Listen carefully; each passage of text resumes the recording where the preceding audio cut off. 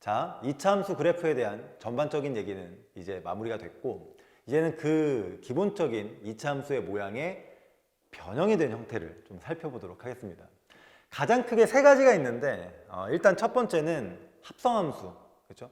뭐 구체적인 합성함수는 2학기 때 우리가 수학하에서 배우겠지만, 어쨌든 함수 안에 함수가 한 번 더 들어있는 그런 형태가 있고, 그 다음에 절대값 기호가 포함되어 있는 이차함수, 그리고 마지막으로 가우스 기호가 포함되어 있는 이차함수, 이렇게 차례대로 한번 살펴보도록 하겠습니다. 일단 첫 번째, 합성함수 형태.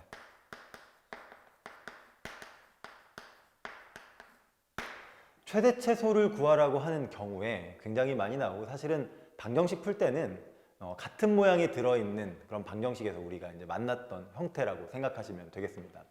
항상 주의할 점은 이 합성함수를 풀 때는 치환을 통해서 이 함수를 간단하게 바꾸게 되는데, 그렇다면 기존에 있던 이 합성함수의 변수가 x였다면 이 녀석이 이제 t로 이렇게 바뀌게 되죠. 그랬을 때 이 t에 범위가 주어질 때가 있잖아요. 이 범위를 반드시 바꿔서 이 t에 관한 범위로 바꿔주셔야 됩니다. 알겠죠? 이렇게 바꿔줍니다. 그래서 변역의 변화에 주의하라라는 얘기를 하는 거죠. 변역. 그러니까 변수의 범위인데 이 변역의 변화를 항상 조심하셔야 됩니다. 알겠죠? 변역의 변화. 예를 하나 들어볼까요? 예를. 가령 y는 x제곱 플러스 2x 이런 식으로, 그렇죠? 역시 x제곱 플러스 2x 플러스 뭐 4 이런 형태. 이게 실제로는 사차함수죠. 그래서 우리가 직접 그래프를 그리거나 하지는 못하는데, 만약에 이 녀석의 x범위가 마이너스 1에서부터 시작을 해서 2일 때까지를 이제 다루는 상황이라고 했을 때, 이 녀석의 공통된 형태를 치환을 하게 되는 거죠. 예를 들어서 이 녀석을 t라고 이렇게 치환을 합니다. t라고 치환을 하죠. 그렇죠? 간단하게. 치환을 하면 우리가 보고 있던 이 4차함수의 그래프가, 혹은 함수가 간단한 이렇게 2차함수 형태가 되는 거죠. 이렇게 됩니다. 자, 문제는 x의 변수가 이 t라는 변수로 바뀌게 되는 거죠. x에서 t로. 그러다 보니까 x가 가지고 있던 이 범위가 t의 범위로 바뀌어야 이 녀석의 사용이 가능하게 되겠죠. 이렇게 되는 거죠. 알겠죠? 이렇게 바뀝니다. 물론 이건 이제 최대최소 문제와 관련이 있긴 한데, 일단 한번 먼저 본다면, 자, 일단 t랑 x의 관계가 이렇게 되는 거죠.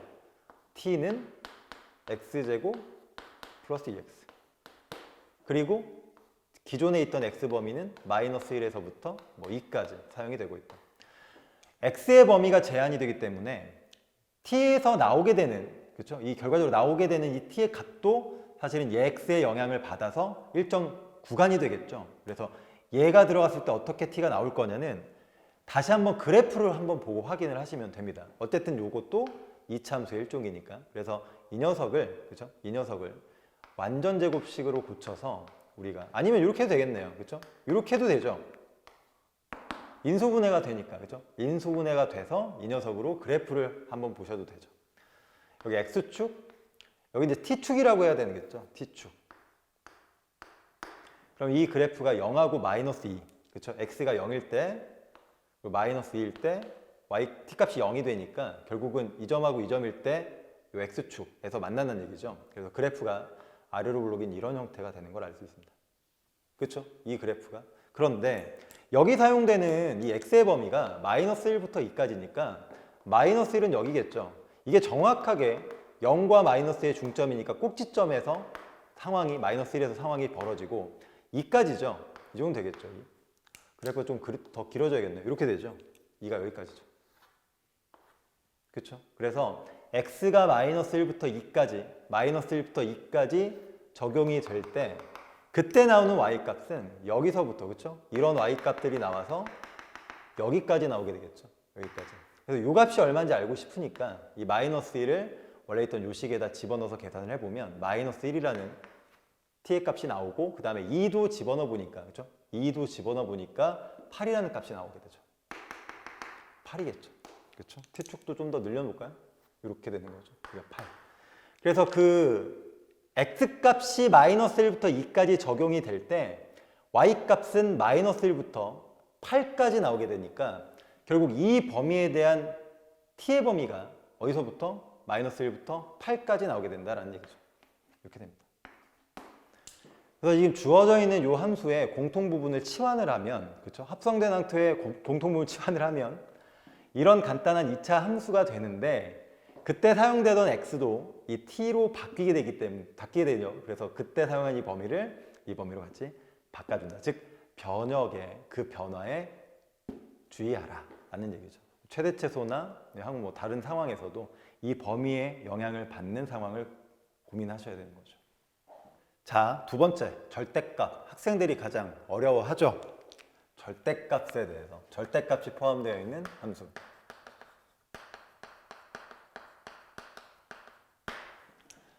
기본적으로 범위를 나눠서, 그렇죠? 절대값이 0이 되는 그 x를 기준 범위를 나눠서, 그렇죠? 그래프를 따로따로 그린 다음에 합치는 그 과정을 우리가 이제 이차함수에서도 적용을 하는데, 그런 경우 말고 조금 일반적인 경우에 대해서 한번 소개를 해드리도록 하겠습니다. 일단 함수의 형태가 자세하게 설명을 해드릴게요. 이거를 좀 헷갈려하는 학생들이 많아서 자세하게. 만약에 우리가 y는 ax제곱 플러스 bx 플러스 c라고 하는 함수를 그래프를 그려봤더니 이런 상황이 됐다라고 합시다. 적당히 이렇게 됐다고 할게요. 이렇게 한쪽으로 약간 치우치게 이렇게 그려진다고 합시다. 알겠죠? 기본 그래프가. 자, 이런 상태에서 이 함수에 절대값이 들어간 거죠. 그렇죠? 근데 그걸 총 네 부류로 나눌 건데, 첫 번째는 요 x랑 요 x의 절대값이 모두 다 들어있는 경우. 그러니까 뭐 한 녀석만 있는 게 아니라 여기도 절대값, 여기도 절대값. 그런데 이게 이제 조심할 거는 간혹 이렇게 될 때가 있어요. 사실은 이 x의 절대값은 절대값을 붙이지 않아도 제곱 입장에서 어차피 같죠. 이게 같기 때문에 만약에 여기에 절대값이 없어도 있는 것과 똑같습니다. 알겠죠? 절대값이 붙어있지 않아도 제곱은 절대값이 있는 것과 그냥 같다고 봐도 무관하다. 어차피 뭐 양수니까 상관이 없잖아요. 그죠? 이런 경우만 좀 조심하시고. 첫 번째 이런 경우가 있죠. 자, 우리가 흔히 이렇게 씁니다. 형태를. 그러니까 모든 x의 절대값이 일괄적으로 다 들어있는 그런 형태. 얘에 비해 모든 x의 절대값이 다 들어있죠. 이런 거죠. y는 a의 절대값 x의 제곱, 그렇죠? b 절대값 x, c 이런 식이에요. 알겠죠? 이렇게 되는 구조를 이 형태라고 하죠. 여기에 절대값이 없어도 됩니다. 이게 같은 식이에요. 이게 같습니다. 어차피 절대값이 제곱에는 있나 없나 똑같으니까 이게 같은 식이라고 생각을 하시고, 이 녀석의 그래프를 어찌 그릴 것이냐. 본래는 x가 양대 음일 때를 다 나눠서 그린 다음에 이걸 합쳐야 되지만 지금 그렇게 다 귀찮게 하려고 배우는 게 아니기 때문에 간단한 대칭이동에 따른 상황을 한번 보여드리도록 하겠습니다. 자, 보세요. 그래프가 일단 중앙에 이렇게 있다고 치면 왼쪽에 있던 그래프가 그려지겠죠. 이렇게, 그치? 나중에 이제 없을 거기 때문에 점선으로. 자, 그런데 잘 보세요. 일단 x가 양수일 때는 뭐 절대값이 없는 경우랑 별반 다르지 않죠. 그래서 x가 양수가 들어가는, 즉 y축보다 오른쪽, x가 양수, 오른쪽에서는 기존의 함수랑 똑같습니다. 알겠죠? 그래서 이 오른쪽은 그냥 그래프가 이렇게 그려져요. 정상적으로. 그렇죠? 근데 문제는 본래 이제 그래프의 x좌표에다가 음수를 집어넣으면 이런 식의 이제 y값 변화가 생기는 거죠. 이렇게. 그렇죠?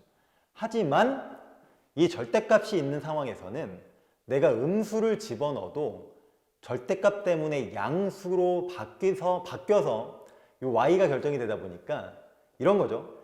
마이너스 1과 마이너스 2와 마이너스 3을 넣었을 때 상황이 본래 상황과는 다르게 반대로 플러스 1과 플러스 2와 플러스 3을 넣었을 때는 그냥 똑같게 y값이 만들어진다는 거죠. 어차피 절대값 때문에. 양수나 음수나 결국 양수 넣었을 때랑 똑같은 상황이 벌어져서 y값이 결정된다.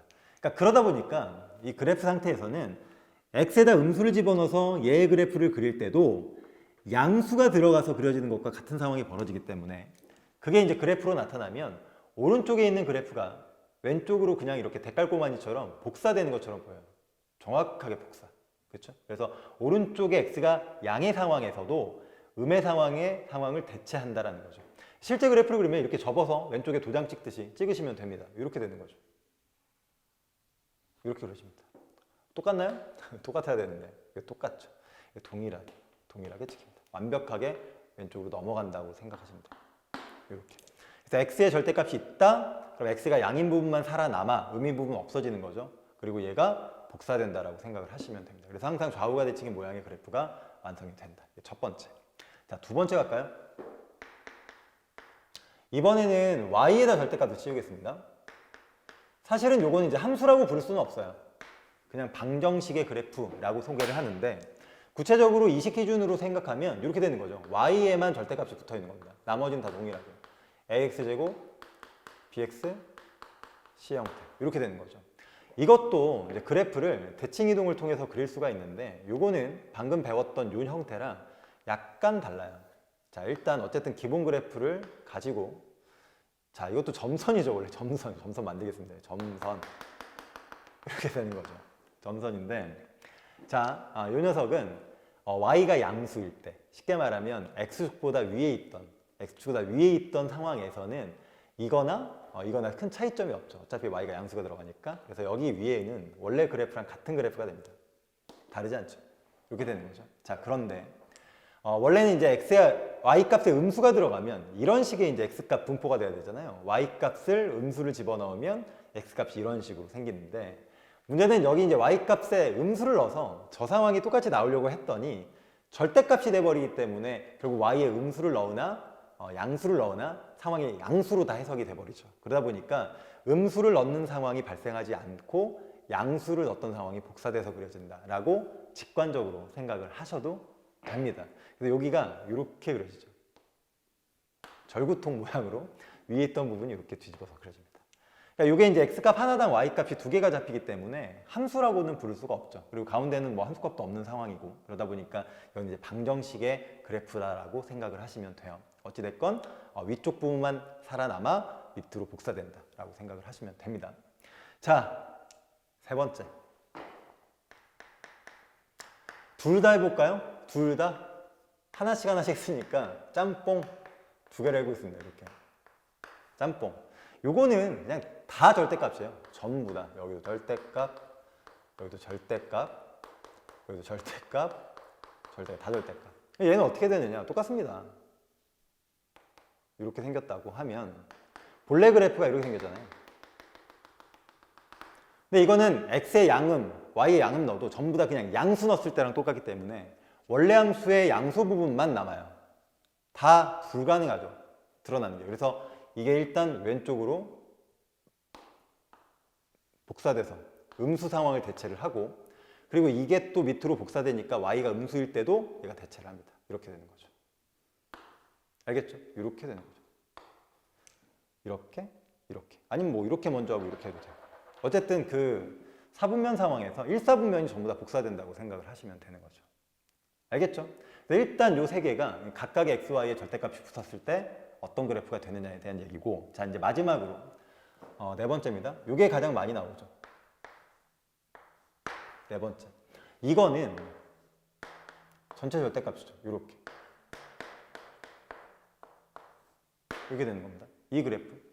자, 이거는 기존의 그래프랑 약간 다른데 어쨌든 생긴 모양은 이렇게 생겼죠. 이렇게 생겼죠. 우변 전체에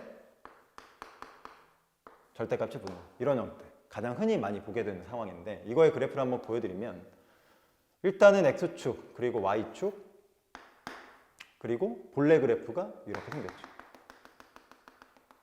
이렇게 생겼습니다. 그렇죠? 이렇게 생겼는데 지금 보면 얼굴이 안 보이니까 이쪽으로 보세요. 일단 이거는 x가 양이건 음이건 간에 본래 함수가 다 일단 그려져요. 그죠? 그려집니다. 그래서 x가 양, 어쨌든 들어간 그대로 다 들어가서 본래 함수가 만들어져요. 근데 문제는 뭐냐? 그렇게 해서 만들어지는 상황 중에서 이 양의 값으로 나와 있는 그 부분은 그냥 절대값의 영향과는 무관하게 y 값으로 결정이 되지만 이 x의 적당한 값이 들어가서 그 결과값이 음수가 되는, 즉 요 안에 있는 요 값이 음수가 되는 요 상황에서는 음수가 그대로 y값이 되지 못하고 부호가 플러스로 바뀌어서 y가 적용이 되니까 그게 그래프에서는 마치 음수가 부호가 바뀌어서 양수로 찍히는, 즉 아래 밑에 부분이 뒤집혀서 올라오는 상황이 되는 거죠. 이런 식으로.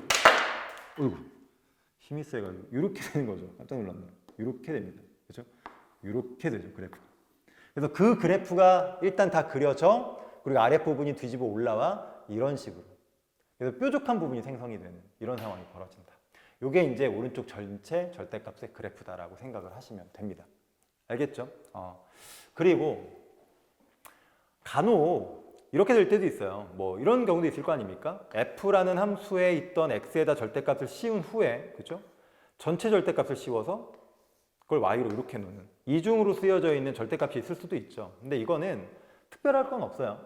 일단 안에 있는 그래프를 그려서, 아까 우리가 그린 걸로 따지면 요거죠. 요 그래프에 전체 절대값이니까 그 그래프가 나와, 그래서 아랫부분이 뒤집어 올라가서 플러스가 된다. 그래서 굳이 그린다면 엉덩이 모양 이렇게 되는 거죠. 이렇게, 그렇죠? 이런 식의 그래프가 바로 이제 이런 형태의 그래프가 되는 거죠. 그렇죠? 나머지는 다 이제 평행이동의 성질을 따라갑니다. 물론 이제 후반부에 수학상 후반부에 배우겠지만 어쨌든 미리 아시는 분들은 이런 상황까지도, 그래서 뭐 여기에 이제 플러스 3이 붙었다. 그러면 이 그래프가 전체로 3만큼 올라간다고 생각을 하시면 되고, 나머지는 다 이제 평행이동에 관련해서 그 성질을 그대로 따라간다라고 생각을 하시면 됩니다. 자, 절대값은 약방의 관초처럼 함수 문제 곳곳에 사용이 되는 기호이기 때문에 혹여나 이상한 상황이 아니라 이렇게 전형적인 x에 다 절대값이 붙거나 y에 붙거나 오른쪽 전체에 붙어있는 이런 상황을 만나게 되면 이런 식의 대칭이동을 통한 그래프로 그려낸 다음에 문제를 해석하시면 되겠습니다. 정리하시고, 자, 제일 귀찮은 가우스에 대해서 소개해 드리도록 하겠습니다. 자, 가우스가 포함되어 있는 그 함수에 대해서 소개를 해보도록 하겠습니다. 이거부터 할까요? y는 가우스 x 함수, 이렇게. 가우스는 2차 함수에서 일단 소개를 해드렸는데 뭐 다시 한번 소개를 해드리면 이런 거죠. 이 기호, 이걸 일명 가우스 함수라고 하는데 내림이라고 생각을 하시면 됩니다. 알겠죠? 정확하게 말씀드리면 이 가우스 x는 얘가 의미하는 그 숫자가 x보다, 그죠? 크지 않은 이하죠, 이하. 그쵸? 크지 않은, 작지 않다. 그치? 작거나 같다. 이하. 이렇게 되는 거죠. x 이하인, 그쵸? 이하인 정수. 근데 뭐 x 이하인 정수가 엄청 많지 않겠습니까? 그 중에서도 최대 정수다 라고 생각하시면 돼요. 이렇게. 그러니까 수직선에서 왜 이제 뭐 예를 들어서 n 값이 있고, 그 다음은 뭐 n 플러스 1 값이 있고, 그 다음에 뭐 n 플러스 2 값이 있고, 이런 식으로 갈 거 아니에요. 값이 하나씩 이제 올라갈 텐데, 만약에 요 x가 요 정도에 떨어져 있다 라고 하면 이거 이하, 여기죠. 그럼 정수가 이렇게 쭈루룩 많을 거 아닙니까? 그 중에서도 가장 큰 거, 얘. 이렇게 찾으라는 거죠. 그렇죠? 요 값을 찾아라.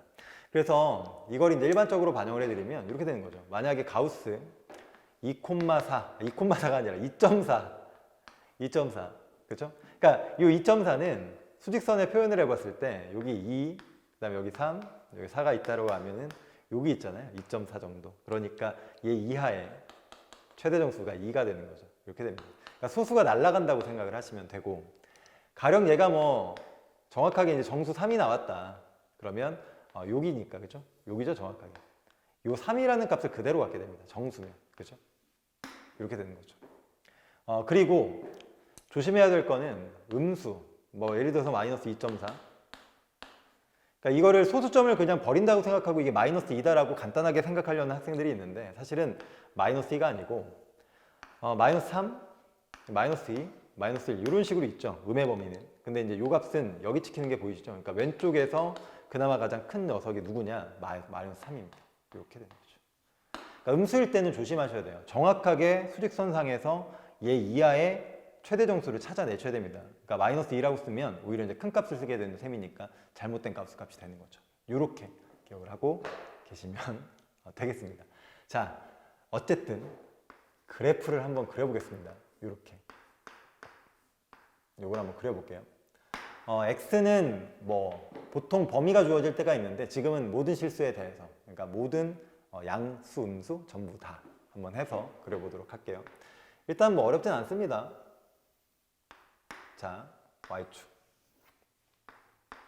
x축. 자, 일단 숫자를 하나씩 넣어볼게요. 일단 0을 집어넣으면 0이죠. 여기 찍힙니다. 0,0.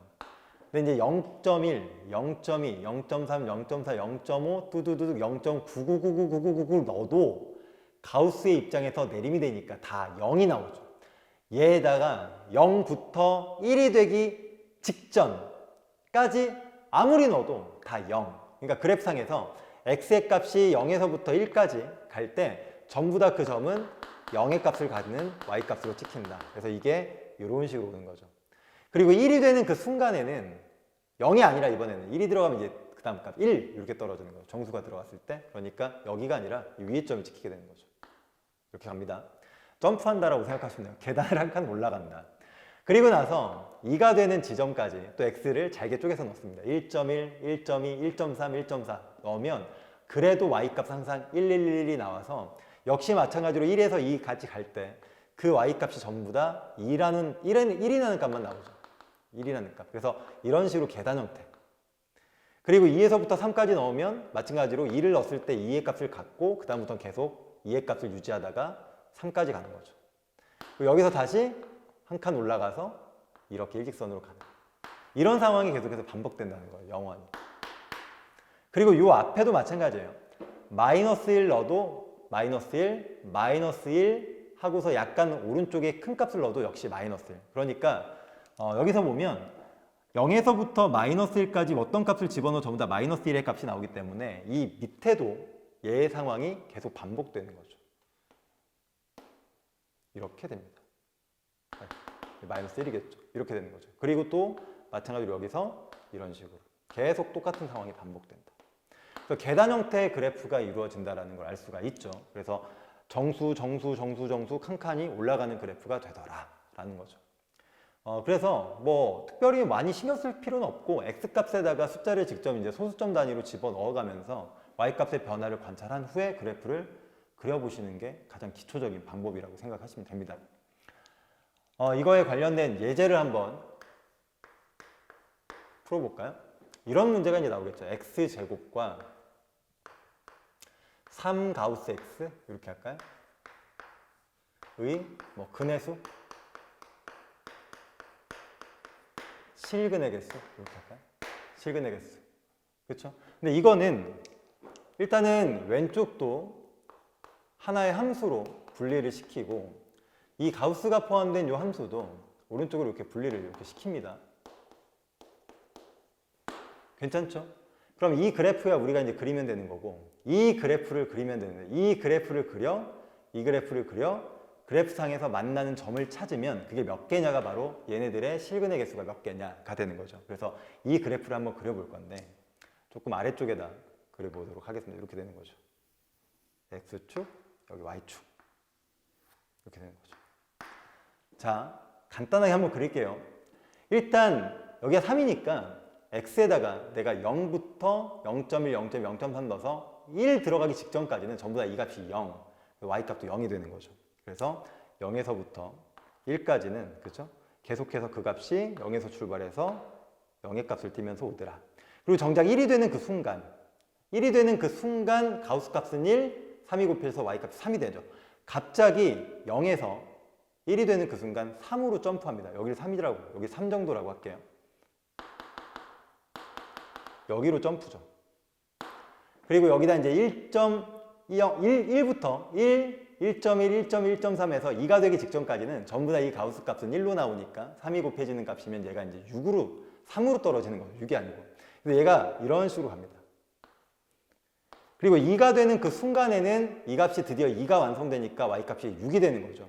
6으로 점프. 이렇게 됩니다. 그리고 다시 진행. 그래서 x값이 3이 되는 그 순간 다시 여기서 9로 점프. 이렇게 되는 거죠. 이렇게 됩니다. 알겠죠? 이런 식으로 되는 거죠. 값이 이렇게.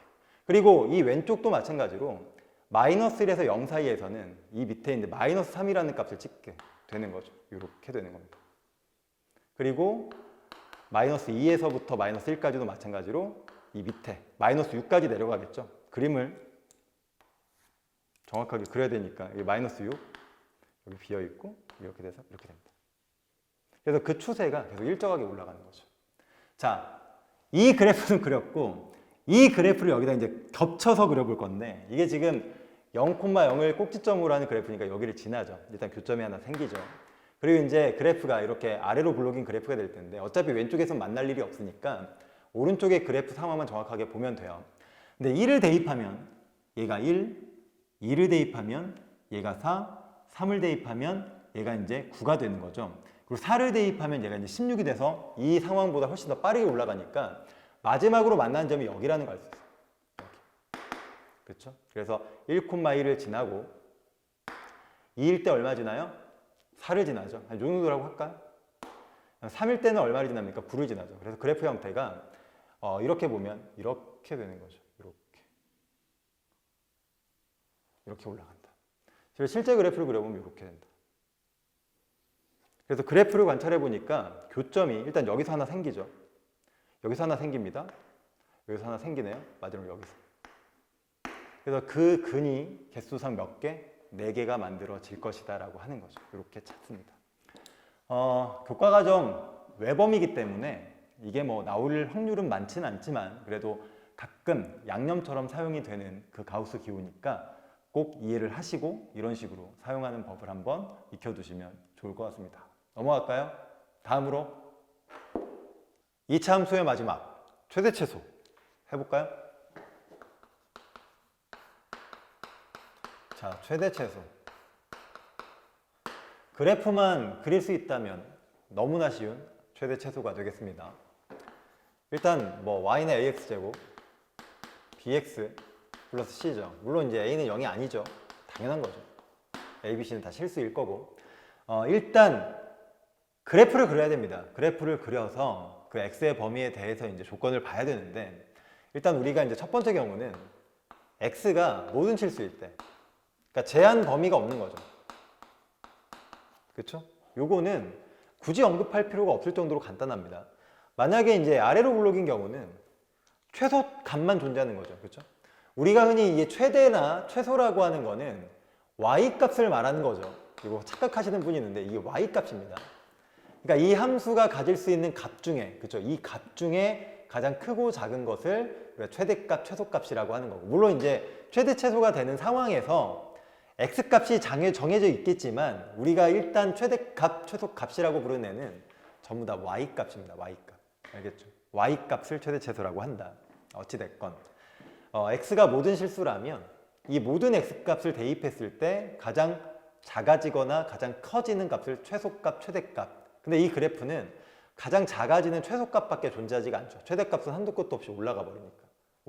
그래서 최소값이 여기 존재하더라. 다시 한번 말하자면 y값입니다. 알겠죠? y값. x값 아니에요. y값. 이렇게 되는 거고 위로 블록이면 그죠? 위로 블록이면 그래프가 반대로 이제 최소값이 없는 거죠. 최소값이 계속 내려가니까. 그래서 그 위쪽을 우리가 이제 최대값이라고 한다.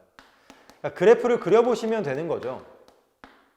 이것도 y값 다시 한번 됐죠? 이렇게 그려내시면 됩니다. 모두 실수일 때. 그래서 이제 이거는 이제 문제로 나오지도 않죠. 너무나 간단하기 때문에 물어보지도 않고. 정작 이제 중요한 게 무엇이냐? 자, 두 번째죠. x의 범위가 주어질 때죠. 예를 들어서 뭐 a서부터, a는 썼구나. 알파서부터 할게요. 알파에서부터 x의 범위가 베타까지. 범위가 이렇게 딱 제한이 될 때가 있죠. 어디서부터 어디까지 중에서 가장 최대값, 가장 최소값을 구해라. 이런 식으로 될 때. 자, 이것도 이제 상황이 여러 개인데 일단 아래로 볼록이라는 걸 기준으로 하면 이렇게 되는 거죠. 아래로 볼록일 때. 자, 여기 꼭지점이죠. 즉 여기 가운데 축이 있습니다. 그렇죠? 대칭축. 이 모양에 따르면 우리 외워놨잖아요. x는 마이너스 2의 분의 b. 지긋지긋하죠. 하도 많이 말해가지고 이렇게 되는 거죠.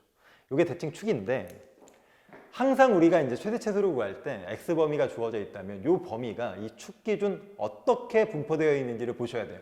첫 번째 알파랑 베타가 축의 완전 왼쪽.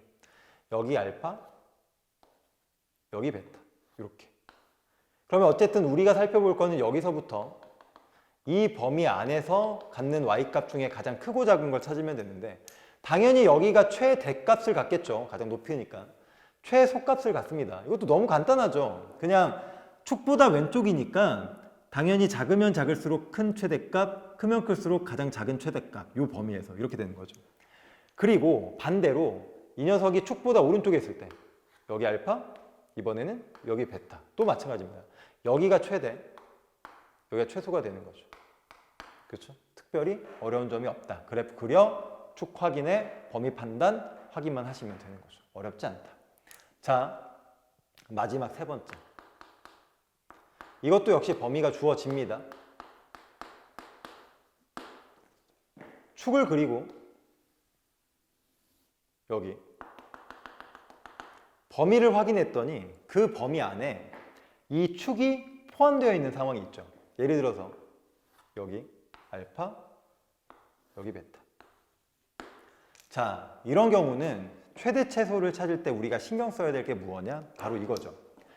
가운데 축에서, 그쵸? 가운데 축에서 이 경계의 끝과 끝까지의 그 거리를 관찰을 하셔야 돼요. 이 거리. 그래서 거리가 만약에, 그쵸? 얘보다 거리가 멀죠. 거리가 멀죠. 거리가 멀면 결과적으로 여기가 이 중심의 가장 최소점에서 가장 멀리 떨어져 있으니까 가장 많이 올라가죠. 그래서 여기가 최대가 되는 거죠. 이렇게. 반면에 여기는 가까우니까 최대 최소랑 관계가 없죠. 오히려 여기가 최소입니다. 꼭지점이 당연히 최소죠. 최소. 이렇게 되는 거죠. 그래서 그 축 기준 정해진 구간에 거리가 멀면 멀수록, 얘처럼 멀면 멀수록 최소값과 멀리 찍히니까 최대값이 찍히고, 반대로 가까우면 최대값과는 거리가 멀죠. 그죠? 상황이 최소값과 최대값은 관계가 없다라는 게 되는 겁니다. 그래서 요거는 아무 점도 아니다. 즉 최소값은 꼭지점에서 잡히고 최대값은 오른쪽의 경계에서 생긴다. 이렇게 되는 거죠. 그렇죠? 그래서 최대 최소는 여기서 지금 설명했다시피 결과적으로 범위가 없으면 저 꼭지점에서 최대 최소가 결정이 되고, 범위가 있다 하더라도 축에서 벗어나 있으면 그 경계의 끝과 끝에서 최대 최소, 그리고 가장 중요한 거, 꼭지점을 포함하게 되는 경우는 사실은 요 점이랑 요 점 중에서 거리가 얼마나 멀고 가까운지를 측정하셔가지고 그 중에서 최대값, 최소값을 확정을 해주셔야 됩니다. 그리고 당연히 꼭지점이 그 범위 안에 포함이 되어 있기 때문에 이 꼭지점에서 최소값, 반대로 이게 위로 블록이면 그 꼭지점에서 최대값이 설정이 된다라는 것까지도 정확하게 그래프를 보고 판단을 하시면 되겠습니다.